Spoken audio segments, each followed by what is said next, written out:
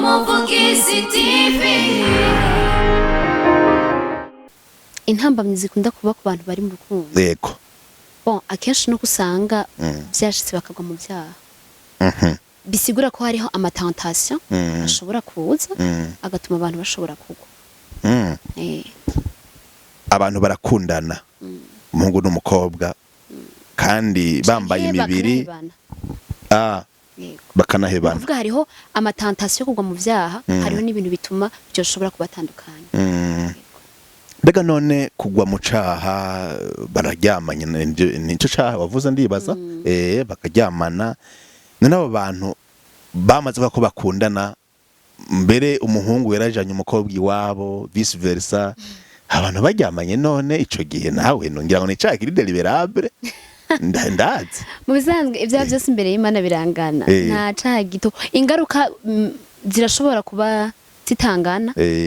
bivanye n'icaha wakoze mugabe caha imbere y'Imana kirangana rero mva nta caha uvuga ngo Imana ngo izogitorera kubera ko bakundana oya icaha nica none bo vyifatamo gute kubisanzwe abasenga kuko abasenga nabo umubiri barawugumana bo vyifatamo gute kugira ngo ico caha bashobore kugisimba mu bisanzwe no gusenga nke birakunda ko umuntu mujene nkawe ari mu bigero nkawe ko ashobora gukunda Yesu gukunda Imana gusenga ariko noneho akaba no mu rukundo birashoboka iyo mvuze urukundo mvuge ni umuhungu n'umukobwa barakundana mbere bakagira no ejo habo haza bakahategura je nahora nibwira kandi n'ubundi ariguma ko ngira nti uburyo Imana iza kubwira umuhungu ati ujya mukobwa no wiwawe nirofete yuko baja muri processus bakayaga kamubona kamushima d'abord hama kamupropose yuko bakundana na karorero bagatera intambwe akamwankira hama kazomwemerera no kuvuga izo nzira zose bagenda bacamwo kubwanje ngira nti niko niryo jwi ry'Imana kuko oya ntabwo ari ryo jwi ry'Imana izo nzira bacamwo kuko umuhungu jende umugabo narareheje sivyo nemeza ko Imana yabibayemwo igihe namubaza uyo mukobwa igihe namubona d'abord nkumva ndamukunze Imana irabinshizemwo mugabo sinamenya neza nti niwe hanyuma nkamubaza bona twokundana bona twofatanya urugendo ndindira sindacasenga amezi n'amezi agahera jewe mvuga nti nizo ntambuko rero Imana yabibayemwo mu bisanzwe birashobora kugenda uko cyo kimwe nuko bishobora kugenda ukundi kuko abantu ntibagira experience zisa yego kuko hariho umuntu ushobora gusanga Imana imubwiye atano ko arahura n'umuntu akamubwira ati burya wuzobana n'umuntu ameze ukuntu bahura agahita mumenya urumva ubwo n'uburyo bumwe Imana ishobora kubwira mu muntu d'accord hariho n'ubundi ashaka kuvuga ati Mana ujya muntu niwe Imana ikamubwira ati burya n'ujya nyene mwahuye bishoboka gute canke ntibishoboka yuko umuntu ugasanga ntasenga mugabo umuntu bari kumugasanga bakabwira ati jewe vy'ukuri umuntu no wiwanje noneho nabaravye kubona yuko umuntu no wiwe kana tasenze Imana ashaka kuguha umuntu wiwawe utasenze ego birashoboka mu buntu Imana igira ivyo irashobora kubikora yego Umuvugizi TV. Miriwe neza bakunzi ba televiziyo Umuvugizi Esfa TV muraho ngize ntimwiriwe nkuko novuga mwaramutse bivana naho mudukurikirana muri abari ngahe Gitega Bujumbura Ingozi intara zose z'u Burundi mbere si mu Burundi gusa kumburi n'aba diaspora mwiriwe mwaramutse hano muri studio z'Umuvugizi Esfa TV mwamaze kubona yuko dufise umutumire muramaze kumumenyera sijya mbere azangaha ariko kumbure ntihabuze abo tugiye gusangira ikiganiro bamubonye ijya mbere ubwa mbere jewe ni Claude Kamahade muramaze kumenyera ariko kandi ndafise n'umutumire mumaze kubona mwasubiye kubona aberewe cyane mwiza cyane abidondore abaramutse babwira uwari turi kumwe nande uyu munsi naho ni Kersi ani Kersi rankunda niyo muri kumwe ku bantu bamwumvise cyangwa mubonye ijya mbere ninde byo kuri ameze nk'uyigize imbere mu kwidondora nitwa Annie Kersida Nkunda hama ndi umunyeshuri niga kuri kaminuza y'u Burundi eko ngaha muri Iza eko niga département ya socio-économie rurale hama ndakijijwe eko nkunda Yesu ibyo mvuga byose ndabivuga kubera Yesu ego ibyo avuga byose abivuga kubera Yesu nico gituma n'ibyo tugiye kuyaga tubanze twishire imbere y'Imana adufashe mu mwanya mwiza tugiye kumarana tube turi kumwe na Yesu. Mana turagushimiye ubuntu bwawe n'imbabazi zawe, turagushimiye kuri kano kanya uduhaye kugira ngo dushobore kuvuga ukugira neza kwawe turi kuri no televiziyo. Ndakwinginze Mana ngo ubane nacu mu kiganiro, amajambo yose twovuga mwami dukeneye ko izina ryawe rihabwa icubahiro, utugirire neza ube hagati yacu dukoreshe ibyo ushaka bibe mu izina rya Yesu Kristo amen. Urakoze cyane. Ikiganiro cy'uno munsi namye nibaza mbega birashoboka canke birakunda ko umuntu mujene nkawe ari mu bigero nkawe ko ashobora gukunda Yesu, gukunda Imana, gusenga ariko noneho akaba no mu rukundo? Birashoboka. Iyo mvuze urukundo mvuge ni umuhungu n'umukobwa barakundana mbere bakagira ejo habo haza bakahategura. Bigenda gute kugira ngo urukundo rwabo bashobore kurutumbereza neza, urukundo rugenze neza kandi noneho no guhura na Yesu, kubandanya mu nzira na Yesu atakintu gipfuye? Yego cyane birashoboka. Birashoboka kukizwa eko kandi nko ku myaka mfise jewe mfise pour le moment mfise 21 ans, mfise imyaka 21. Imyaka mike cyane kandi benshi ngo ntibavuga imyaka yabo, wewe bivuze gute? Oya nibisanzwe.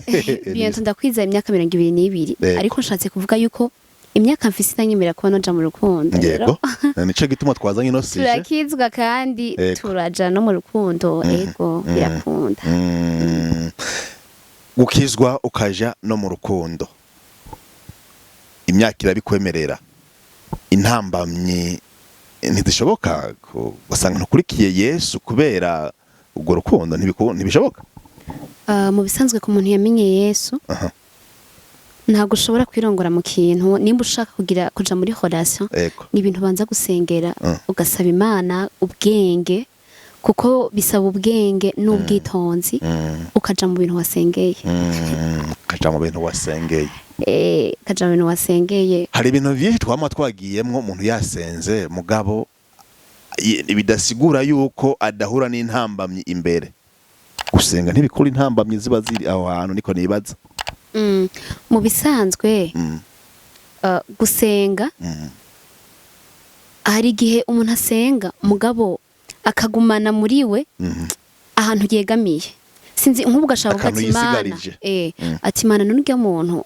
dufate wakunze nk'umuntu mugabo ukeneye kumenya ico Imana ibivuga ukagenda ugasenga Imana gusa uwo muntu ukaba wamukunze cyane ku buryo wumva yuko Imana itegereza kukwishura. Ego ngaha n'ikibazo cyane kuko birakunda gushika kenshi mugabo tuba dukwiye gusenga dufise imitima iri netre, niko nabivuga, imitima idafise ihagaze ukavuga ngo nkeneye kumva iciyumviro c'Imana, ic'Imana imbwira bari co nkora. Apana gusenga uvuga ngo Mana ngurumva ngo ategezwa kuburya nyene ngo unurya nyene, no. Genda uvuga ngo nimba ukeneye vy'ukuri kurongorwa n'Imana,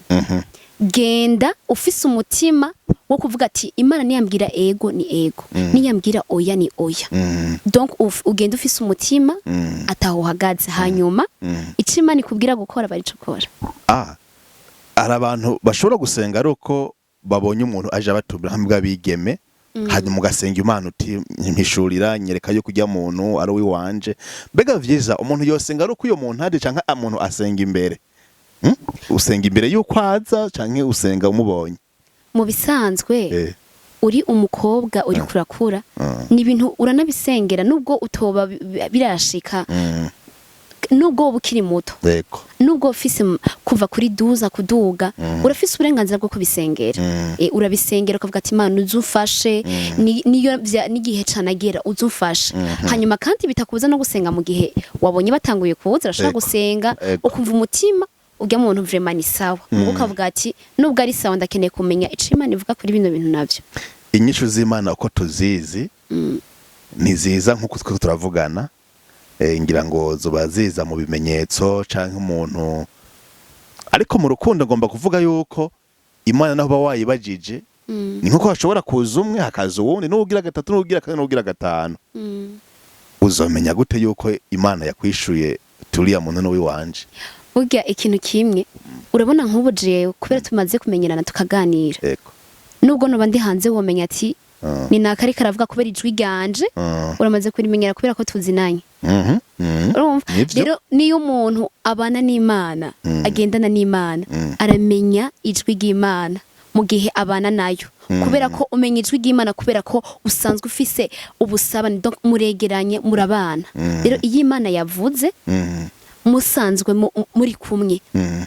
uramenya ko ari Imana ivuze, ivuga mu buryo butandukanye, mugabe yari Imana uramenya iti hano hantu ni Imana ivuze kubera ko muramaze mufitaniye ubucuti. Ubundi ntabwo wamenya ijwi ryanje tutazinanye,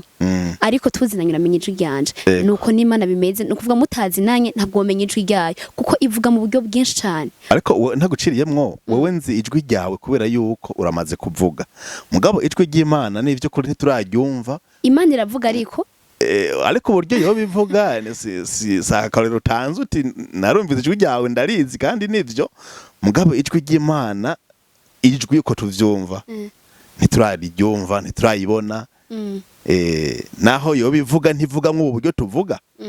ku buryo iryo jwi ryayo rero ntibaza neza yuko singombye ko kontradwiza, mugabo bidusigurire neza kuvuga uti ijwi ry'Imana urashobora kuryumva kandi ukamenya ko ari iry'Imana. Mu bisanzwe akarero natanze vrema niko karumvikana. Ega Imana ntishobora kuza ngo tuganire nk'uku kuko Imana ni mpemu, niko ijambo ry'Imana tubwira ngo Imana ni mpemu n'abayisenga bakwiye kuyisenga mu mpemu no mu kuri. Imana ni mpemu, mugabo irafise uko ivuga, irafise n'ijwi ryayo. Iryo jwi ryayo rero kugira ngo urimenye bisaba kuba ufitaniye ubucuti nayo, kuko idashobora kumenya umuntu ukuntu avuga mutari inshuti ngo umenye iti iri jwi ni ryanaka. N'Imana nuko nyene bimeze, mudafitaniye ubucuti ntibishobora gukunda kumenya ijwi ryayo. Ariko ku bantu babana nayo barazi ijwi ryayo, bisigura ngo ibabwiye baramenya ati hano n'Imana ivuze. Je nahora nibwira kandi n'ubu ndariguma ko ngira nti uburyo Imana iza kubwira umuhungu ati ujya mukobwa n'uwi wawe nirofete yuko baja muri processus bakayaga, akamubona akamushima d'abord, hama akamuproposa yuko bakundana na karorero, bagatera intambwe, akamwankira, hama akazomwemerera. No kuvuga izo nzira zose bagenda bacamwo, kubwanje ngira nti niko niryo jwi ry'Imana kuko oya ntabwo ari iryo jwi ry'Imana. Izo nzira bacamwo kuko umuhungu jende umugabo narareheje, sivyo? Nemeza ko Imana yabibayemwo igihe namubaza uyo mukobwa, igihe namubona d'abord nkumva ndamukunze, Imana irabishizemwo, mugabo sinamenya neza nti niwe. Hanyuma nkamubaza mbona twokundana, mbona twofatanya urugendo, ndindira ndacasenga, amezi n'amezi agahera. Jewe mvuga nti nizo ntambuko rero Imana yabibayemwo. Mu bisanzwe birashobora kugenda uko cyo kimwe nuko bishobora kugenda ukundi kuko abantu ntibagira experience zisa. Yego. Kuko hariho umuntu ushobora gusanga Imana imubwiye atano ko arahura n'umuntu akamubwira ati burya wuzobana n'umuntu ameze ukuntu bahura agahita mumenya. Urumva ubwo n'uburyo bumwe Imana ishobora kubwira mu muntu. D'accord. Hariho n'ubundi ashaka kuvuga ati Mana ujya muntu niwe, Imana ikamubwira ati burya n'ujya nyene mwahuye. No kuvuga hari habibwira bamaze guhura bariko barabisengera, hari habibwira batarabijamwo. No kuvuga ngo Imana ikora uko ishatse kandi mu buryo butandukanye, ntabwo twese dufise experience zimwe. Ariko wowe mu ntango umuntu yovuga ati jewe uwuzoza azoza Imana nyine izomunyereka TikTok. Oya Imana ntiwovuga ngo bizogenda ukuntu. Oya kirazira kwigendera mu bintu vy'Imana ngo urumva ngo bizoca ngo nkeneye ngo bizogenda ukuntu kuko ijambo ry'Imana rivuga yuko inzira zacu zitandukanye n'inzira zayo, n'ivyumviro vy'Imana biratandukanye n'ivyumviro vyacu. Rero wowe ikintu ukora guma gusa mu kibanza Imana igushakamo, hanyuma igihe cavyo kigeze Imana iramenya uko kujya muganira mu bana, iramenya ukuntu ibigenza ukisanga washitse muri rya sezerano ryawe. Irashobora iramenya ukuntu ibigenza ukisanga washitse muri rya sezerano ryawe. Yego. None nk'umuhungu ariko aratwumviriza avuga ati reka je ndindira azonsanga ngaha canke rero ndavyumva dusenga muri katolika ati genda use gusenga mu mese ya kabiri niho n'abakobwa baza ari benshi kwishengero kanaka ati tucisenge ku rukundo ruje kumushasha utagiye hari nta ntushobora kuronka inkumi none umuhungu aca yicara rero arindira ati Imana azomuzanira ngaha. Oya sivyo navuze. Yego. Mu bisanzwe Imana ntitubuza gukora ico twategerezwa gukora. Oya Imana iradusaba gukora ico twategerezwa gukora kuko nka twege muri culture y'abarundi umuhungu niwe atera intanga kabwira umukobwa ko mukunda. Rero muri ico gihe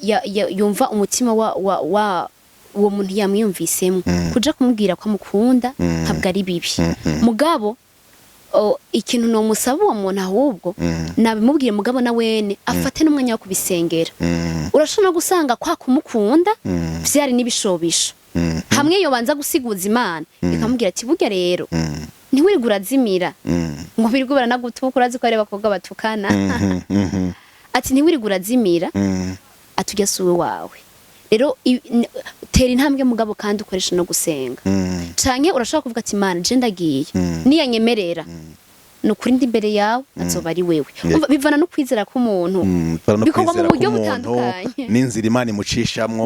imucishamwo ariko vyose jewe uri umujene ndakubwira ati senga Imana mu vyukora vyose ifa gusenga kandi avant meme yo gukora vyoba vyiza usenze imbere yuko utera intambwe kanaka. Gituma twazanye inosije hano kuri plateau y'umuvugizi SFA TV nuko duhora tubona rimwe rimwe harabaye ibibazo mbere ibyo bibazo bikaza kuba bavuga bati ujya muntu igihe twahura canke igihe bavuga yuko ari Imana yamumweretse yavuga yuko ari Imana yamumweretse mugabo rabi vyabaye mu nyuma kiyumvira ati vy'ukuri burya n'Imana yari yamumweretse canke naka ni umupastori canke n'umukozi w'Imana kanaka ngo Imana yambwiye yuko ngo naka nakabazobana muga wavyiga ko mu nyuma ivyakurikiye ukabona uti amakenga kaza. Nico gimo twazanye inosije kugira ngo dushobore kuyiyagako. Uramaze kuvyumva nawe ahagira ati jewe Imana yamunyeretse canke naka yambwiye yuko Imana ni naka muzobana muga nyuma gusanga sivyo. Nico gituma rero rimwe rimwe ijwi ry'Imana ndemera ko ribaho mugabo naho nyene umuntu yocishoza buke buke. Mu bisanzwe iyo ari Imana ivuze nubwo wozo kambira ati ni Imana yavuze sinshaka ndakwemerera kuko vy'ukuri ari Imana yavuze nagomba aho nyene kuko ari Imana yavuze irabwira umuhungu nimba yakubwira umuhungu ndakubwira ati okay nimba ari yavuze kuko ivy'Imana ari ibintu vy'Imana bitegerezwa kuba reka nanje ngende senge izombwira burya ari ivy'Imana réellement iramenya ukuntu bigenze ikakubwira ikakwemeza yuko bijya bintu ari ivy'ukuri. Kirazira kujana n'ibishobisho ngo urumva ngo yambwiye ngo ni Imana ngo reka ngo cengenda oya nawe iyo Mana yamubwiye nawe niyo usenga kandi nimba ari ivy'ukuri no kuvuga itegerezwa nawe kubikwereka kugira ngo uvyumve kuko Imana irakunda abantu badahuruduka mu bintu abantu bafise umutima wo gushishoza kandi Imana ntabwo ishobora kugucira urubanza ngo kutahise uvyemera kandi vyari vyanje oya ntabwo igucira urubanza ibikene kubona nawe kufise umutima wo kubanza kumenya nimba ariyo nyene yavuganye na ubundi bwo abantu benshi hariho ababigiriramwe ibibazo ariko vy'ukuri ari Imana yabwiye naka nanje itegerezwa kumbwira niko bimeze ariko ntagucire mu ijambo muri zanzira nyinshi wavuga yuko Imana ishobora gucamwe. Yego Imana irashobora kubwira umuntu nyene ati wewe Claude uzobana na Nadine. Ego uko nyene ego canke ni processes naho inzira zitandukanye. Oya birabaho ntibiba ku bantu bose n'ubuntu mu bisanzwe kugira ngo Imana ikugenderere nkuko ikubwire atuzobana kurumva ibi nakugiriye ubuntu ibi iba yanse ko uri gurata umwanya iba yakuboneye ibintu vyiza n'ubuntu bw'Imana muga ntibiba ku bantu bose hari abandi ibwira mu bundi buryo canke bigenda mu bundi buryo muga gasanga bariko bagendera mu bintu vy'Imana. Kiritire y'u Burundi warogacishijemo yuko ari umuhungu atera intambwe akabwira umukobwa. None Imana hamwe yoza ikabwira umukobwa yitwa naka tigwa uzobona n'ujya muhungu ukagenda kumubwira ujya muhungu eske yo vyemera? Oya mu bisanzwe Imana yamebwira umuhungu mu bisanzwe ntibwira umuhungu gusa irashobora no kubimbwira jewe ikintu nkora mu gihe ndi sure ko Imana yavuganye nanje nca nja hano ugasenga kuko iyo Mana inkominika niyo itegerezwa kumubwira nawe uravyumva jewe ntabwo nca ngenda ngo urumva ngo Imana ngo yambwiye oya ndaguma ngaho ngasenga havuga ati Imana ko ari wowe wabivuze nawe uno mutima wanshizemwo nawe wumushiremwo fandofe azaza kubimbwira kuko ni Imana yavuze ego uko nukuri fandofe azaza kubikubwira canke n'ibintu by'amaraso aba yakweganye mvuge ntimwahuje oya mu bisanzwe nimba twemera ko Imana ihari tukaba twemera ko Imana ivuga tukaba twemera no kwikora ivyo bintu birashoboka sino biharira yuko jewe igituma nguma nja ku ruhande gatoyi sizo nzira jewe naciyemwo mu kugira ngo mbane n'uwo turi kumwe kandi nemeza ko ari uw'Imana yampaye ntiyamumpaye ari ijwi rivuzwe mugabo inzira vyaciyemwo narabonye ikiganza c'Imana muri ivyo nizo nzira rero birashoboka kandi nyene birashoboka Imana iriho iravuga mu buryo butandukanye mbega bishitse hoho ntibishobora gushikana ko wewe ugakunda umuntu n'Imana itaravuga ningira ngo n'Imana ukagomba kuyivugisha uti vuga yuko ujya muntu dukundana birashoboka ku muhungu canke ku mukobwa birashoboka birashoboka mugabo mu gihe wakunze umuntu iyo usenga jewe impamvu ngarukana gusenga nuko ndasenga ndakijijwe ndi no kukiganira kubera ko nkijijwe cyane rwose rero iyo kandi nyine twaguhamagaye kugira ngo ushobore gufasha abantu benshi bisigura yuko rero mu gihe wumvise wakunze umuntu usenga ni vyiza yuko bazavuga ati eske Mana ibi bintu aya masantima yavuye kuri wewe uru rukundo rukuru ruva kuri wewe canke nibishobisho muri ico gihe Imana iraguhinyisha urumva ikakubwira ati burya mwana wanje wazimiye canke naho ati ntabwo ari byo ari amasantima ni jewe natumye ivyo bintu biba yego naho nyene message ukashobora kuyironka mwubwo buryo nyene canke nibimenyetso yego abakunzi ba televiziyo muvugize Esfa TV muriko muravyumva ariko cyane cyane ko bifise akamaro kaneneya mu gihe umuntu ari mu gusenga kandi mukuri akaganira n'Imana yiwe kandi biraba vyiza cyane igihe umuntu asenga ingingo ziwe akazifatira mu Mana biramufasha cyane bimurinda ingaruka izi canke ziriye ariko cangaruka ngaho nyene bishoboka gute canke ntibishoboka yuko umuntu ugasanga ntasenga mugabo umuntu bari kumugasanga akabwira ati jewe vy'ukuri umuntu no wiwanje noneho nabaravye kubona yuko umuntu no wiwe kana tasenze Imana ashaka kuguha umuntu wiwawe utasenze birashoboka mu buntu Imana igira ivyo irashobora kubikora yego c'est pas obligatoire yuko umuntu musaba Imana mu bisanzwe ku muntu ubwo n'ubuntu Imana kujya hariho abantu bakoze ivyaha mugabo arafe Imana ikabagirira ubuntu ugasanga ari hanya ku kanyoma umva ni ibintu bishika mugabo ntibishika ku bantu n'ubuntu mu bisanzwe niko no bivuga rero umuntu yakijijwe sinomubwira ngo niyijajare ngo areke gusenga ngo urumva ngo bizoca bigenda uko wadeje Imana yakugiriye ubuntu umenya gusenga kugira ngo bizogufashe no mu kugira amahitamwe y'urugo rwiza ariko ngaho nyene kandi akabazo kava ngaho umuntu kugira ngo akundane gushika naho wewe nturakundana nako nturabana n'umuntu ndori mu rukundo burya uraba mu rukundo ivyo navyo nshimye kwishura ku burenganzira bwawe yego mbega burya umuntu ntashobora kubana n'umuntu ariko mpindukiza ikibazo umuntu yamabana n'uwo yagenewe oya ntiyamabana n'uwo canke aramwitorera mu bisanzwe ujya jende bubatse ujya tubana ndemeza ko Imana yamumpaye nuwo nari naragenewe canke nuwo natoye haba Imana yagira ati n'uyu wawe oya nuwo Imana iba yaraguteguriye ku buryo atari kubona n'uyundi muntu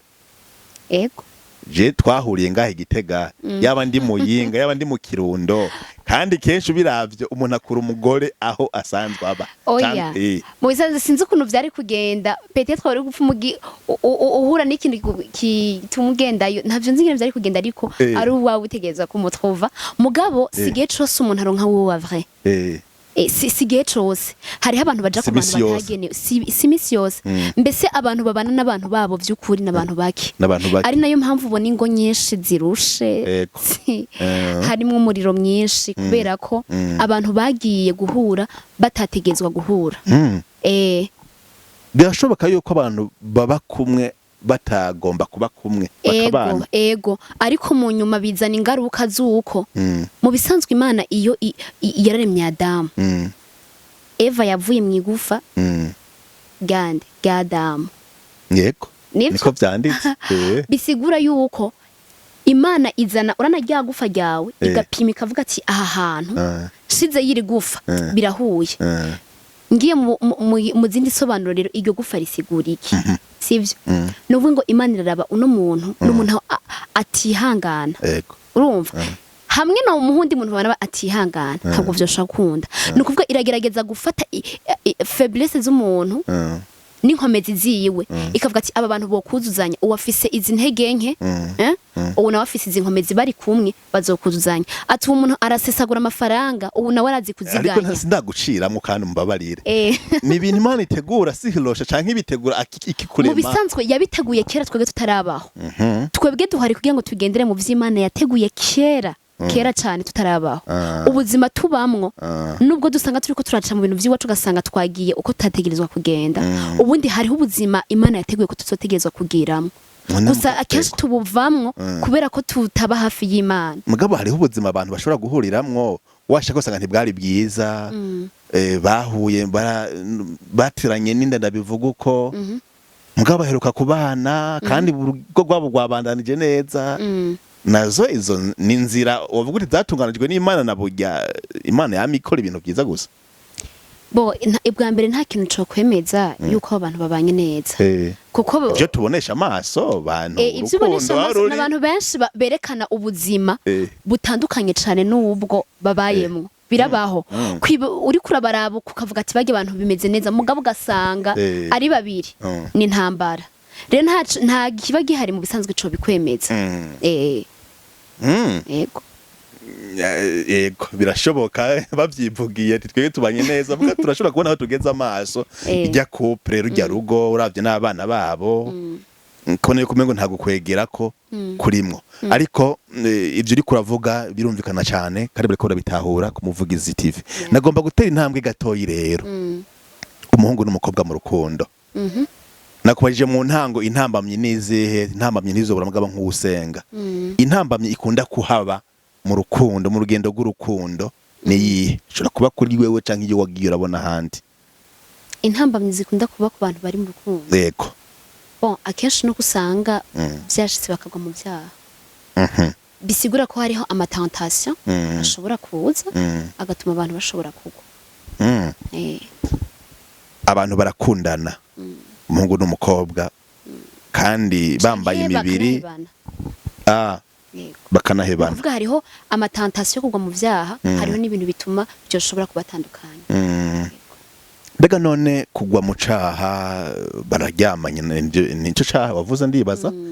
bakaryamana none abo bantu bamaze ko bakundana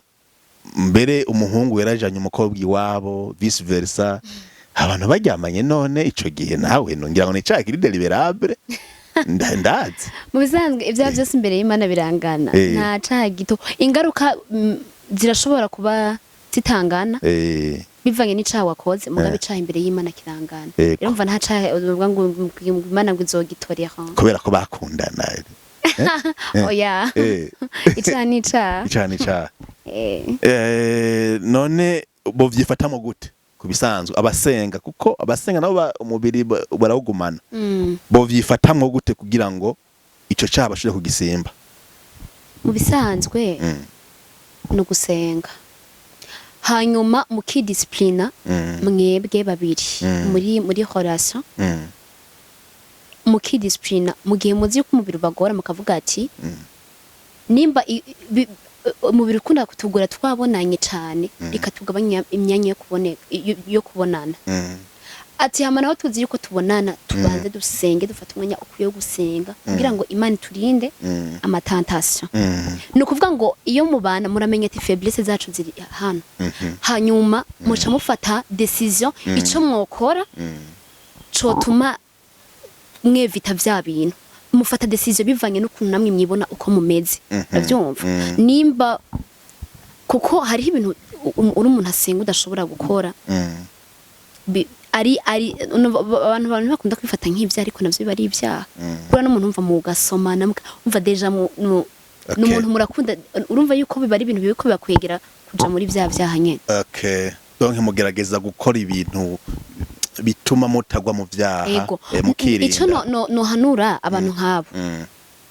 kuko batarashika mu rugo bagire urukundo mugabo ava yuko kuko batari abana biyumvemo ko ari nk'abantu bo bakundana bavukana bayaga ivy'imigambi bakundanye mugabo bareke kwiyumvira nk'ivyo abantu bubatse ko ni barubaka bagira imigambi bumve ko bakundanye muga nk'abantu bavukana apana abantu bagomba kuryamana. Abakunda guhohoterwa muri ivyo bintu n'umuhungu canke n'umukobwa sindabizi sindabizi ivyo ubona hirya no hino kuko jewe harigihe wasanga ata experience mfise oyerega hari ivyo ubona ashobora kuba umuhungu ari wagora umukobwa mu bisanzwe twebwe ivyo kubera kenshi bibera mu bibanza vy'ibanga ntabwo twoshobora kumenya ngo abantu bakunda kugorwa cane naba mugabo dukunda kubona ingaruka zigira cane abakobwa kuko urumva ni watwarinda ni wigaragara kurya umuhungu yadressa ku mukobwa musaba urukundo uko dukunze kubibona n'umuhungu akunda kugora umukobwa ati turyamane none umukobwa yogira ati bo bipfa nandi majambo barabifa cane gose barabifa bo bipfa gute kandi bakundana hari ibimenyetso bikwereka yo kujya muhungu aragukunda nivyo ni icaha hari n'ibindi vyaha bikorwa mwisi cyo nkoze si cyo gusa icaha si kimwe ati rero reka niki ndagikore ndabizi mu bisanzwe ikintu kimwe novuga umuhungu arinza gusaka ko muryamana mutaragira mariage akabigusaba nyene n'inguvu nyinshi nta gaciro aba yaguhaye ego nta gaciro aba yaguhaye kuko umungu yaguhaye agaciro ntiyoshobora kwiyumvira kugukorera ikintu nk'ico utaragira mariage kuko no gutakaza agaciro rero umuhungu agomba kugumana agaciro ivyo ntabumva navyo yokora harabaca bavuga ngo ujya muhungu ngo ko dukundana ngo hama ngo ntaba ambaza ivyo bintu ngo ntabinsabe swati nta nkunda canke afise handa za kubinsaba uwo na uwo mukobwa ntabakijijwe yego kuko ukijijwe ivyo ntavyo wokwiyumvira bishitse entre parenthèse bishitse numva nabivuze baka umuhungu bakamugobera hanyuma ugasanga yajyamanye n'uyo muhungu yamugobereye agisangamwe nubwo yabasenga nubwo dusenga burya intege nke kumbure birashoboka eske uyo mukobwa yoca agira ko aheba uyo muhungu kubera uko byagenze uko amuheba kubera ko nariko ndavuga ikibazo ndagitomora neza abantu barasenga couple irasenga mugabo amagara make yahabaye umuhungu yagobereye umukobwa gushika naho baryamana inyuma yo kuryamana zoba ingaruka hoba intambamye gushikaho uyu mukobwa acaye uyu muhungu uko byamaze kuba ikintu novuga nimba by'ukuri bari bakijijwe bose bari bakijijwe bikaba bishitse nyene kujya satana atera umuntu akagwa ikintu gihari nuko bo kwemera ko bacumuye hanyuma bakihana ega ingaruka zuko bashaka kuba baryamanye ava mariage bazozibona abantu barashaka kubavuga nabi barashaka kugira ibikomere bitandukanye mugabo baciye bihana imbere y'Imana bakemera ko bakoze amakosa Imana izobagira neza ko Imana ni nyembabazi ariko iruhande y'icaha izo ngaruka nyene nizi ingaruka kuryamana ava mariage no kuvuga murashobora guca mubana mutari mwiteguye ugasanga muce mubaho ubuzima bubi mutategezwa kubamwo kumbure umuhungu yarakiri kararondera cyangwa umukobwa yarakiri ku ishure ibintu nk'ivyo ugasanga muce mubaho ubuzima bugoye cyane kandi no mu kibano muravugwa ugasanga umuntu biramuteye no kugwara kuvugwa birababaza rero izo zose n'ingaruka umuntu ashobora guhura nazo mu buryo bugaragara turetse ivyo kuvuga ngo ivy'imwemo. Tuko dutozera ikiyago ivyo tubona hirya no hino kandi n'ivyo bagenda bivugira n'abavuga ngo manze mpime ko dukomeye ngo ni avance wewe message canke krende ya uhabo bantu niye imisore n'inkumi gupima ko abantu bakomeye. Ikintu nohanura abasore ubwa mbere n'inkumi babanze bakizwe hanyuma bakijijwe basenga Imana kuko Imana izobarongorera mu bintu vy'amahoro ntizobarongorera mu bintu vy'umubabaro. Kuko niyo mwahura n'ikibazo ari Imana yabahuje izobaha ingufu zo kucihanganira. Rero babanze basenge ivyo bintu vy'ivyaha vyo kuryamana batarabana bavyirinde hanyuma bagende uko Imana ishaka ko bagenda hanyuma Imana izobagirira neza. Mu ngaruka warigeze kuvuga ikintu kijanye no kutizerana kubera yuko baryamanye ntibasubira kwizerana umwegira ati petete n'abandi ngira ngo bigenda uko. Ego mu ngaruka mu bisanzwe mu ngaruka ni ukuvuga iyo umuhungu nk'ubu umuhungu abwiye umukobwa ati nkeneye ko turyamana ntibarabana umukobwa agacetera yemera ni ukuvuga ngo no mu gihe bazoba babana wa muhungu azovuga ati ujya umukobwa nabwiye ngo turyamane agahita avyemera. Nk'ubu ko nagiye muri misiyo y'akazi ni kiye kintu kinyemeza yuko kugira nyemera atariko azemerera abandi ni ukuvuga biragabanya confiance mu rugo. Yakwemereye kubera gukunda kumbure wamwemereye kubera umukunda mu bisanzwe muri ico gihe ubwenge uwo mwanya ashaka kubifata nk'ibisana mugabo mu nyuma azovuga ati nubwo waba wabikoze kubera ko wari umukunda arashobora kutakwizera kubera ico kintu nyene akavuga ati ntabwo ndabizi neza ko namubaje agahita nyemerera n'ubu sindabizi neza yuko n'ubundi atoza ngo ahita mwemerera. Nuko turi mu bantu basenga two tuvuga kubijanye n'abantu basenga kandi niho ikigadiro gishimikiye. Hari umuntu agira ati aranyankiye mugabo usanga abandi yasi ko turyamana mugabo uryamana n'abandi umukobwa ati ko atansaba abisaba abandi kuko abakundana kenshi ngo bariyumva namwe gushika aho mengo yujyamana nawe twatabinsaba rero bakavyumva uko umva kwa kwizigiranira n'ubundi kukahava kandi ivyo bintu navyo bakoze mu bisanzwe jewe kubera nishira nk'umuntu akijijwe bisanzwe ni ukuvuga ukijijwe ivyo bintu ntabwo vyiyumvira kuko deja ivyo bintu bije muri wewe ngo kubera iki ngo atambwira ibi bintu ni ukuvuga ubu uriko wiyumvira kucaha ucamva ko wamaze gutegwa jere nk'umuntu akijijwe ivyo bintu ndumva yuko ataho vyoca ngo nivyo kunda. Abakunzi ba televiziyo muvugize Esfa TV muriko muravyumva mwumva ni ciza cyane kiri mu kurindira umunsi wanyu kugira ngo mwirinde nizangaruka zishoboka icizere gike kuruba guca mwihutisha mariage n'izindi ngaruka kumbure tuzoronkera kanya ko kuganira iki kiyago twakizanye kubera yuko hari ibintu byinshi bivugwaho hanze mbere vyigiza na kure vyigiza hirya itegeko ry'Imana ibwirizwa ry'Imana ngo ni avance ngo nukuraba ko abantu bakomeye turiko turaronka umuco dufashijwe n'uyu mwigeme ariko tubwira amajambo meza kandi akomeye cyane. Dusozera kino kiyago wewe ijambo wobwira urwaruka impanuro kumurero wabivuze gatoyi mugabo vyagure gatoyi urwaruka ruriko ruritegurira kuzoja kubaka ingo zabo bo kwifata gute imbere y'ikintu cyo kuryamana ari n'abaca babigira umwuga kerekefo abantu bo kwifata gute kugira ngo birinde izo ngaruka zose. Ikintu nababwira nimba batanakijijwe bakizwe ubwa mbere bakizwe hanyuma amaze gukizwa begera Imana basenge kuko barashobora guhura n'ibibazo basenge mu kurinda kongereko ego basenge mu mpemu no mukuri hanyuma baje mu bintu babanje gusiguza Imana kugira ngo Imana ibarongore hanyuma ntibace batangura kuja gukora ibintu batararonka uruhusha rubemerera gukora ibintu kanaka kuko urashobora kuryamana n'umuhungu ubwo uri umukobwa gace usanga aciye anaguheba aciye yumva umenga arakwanse hari n'igihe ashobora no guteza ingwara kanaka n'ingaruka nyinshi mu by'ukuri twashobora kuvuga ariko basenga Imana hanyuma mu kugira amahitamwo yabo babanze basiguza Imana hanyuma Imana izobarongora abo vyashitse nabo nyene n'akajambo babwira abo vyashitse bakaryamana imbere kandi uno munsi bakaba babana kumbure na wa mwizero urumva uragabana kujya babivuze akamesaje ijambo wobabwira nire abo vyamaze gushikira iyo wamaze kugwa mu caha nta kindi kiba gisigaye abasigaye ko wihana kuko iyo wihanye by'ukuri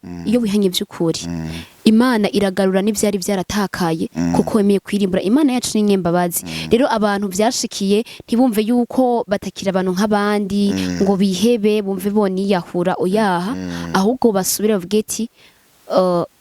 ko nkiri muzima Imana yarampaye akaryo ko gusubira kwihana reka nihane hanyuma Imana izogenda igarura icizere buke buke. Ni kuri izo mpanuro uyu mwigeme aduhaye kandi zikomeye cyane dusozere kino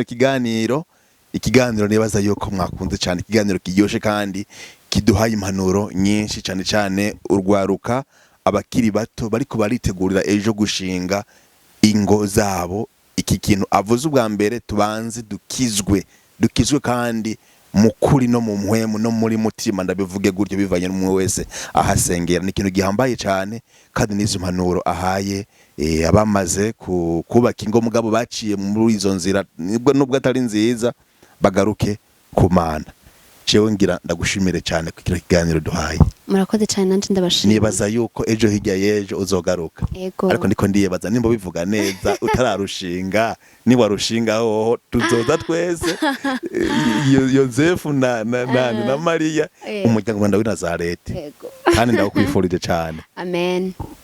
Nimwibagire rero kugira like subscribe ariko yarinde bwa mbere twari kumwe. Mwari kumwe na Annie Kersi Irankunda. Bamuzi hehe yari yabivuze kumbure mugabo ntihabuze umunyeshure uretse ko ndiko ndasozera amashure yanje ndiko ndasozera muri socio-économique rurale mukari watubwiye ivy'urukundo navyo naganiro caheze uri mu rukundo ngira ngo urakaba ikiganiro giheze na tunashimye kwishura tuzokimubaza mu kindi kiyago nanje mwari kumwe ni Claude Camarade hano muri television umuvugizi SFA TV. Amahoro y'Imana abane namwe murakoze cyane.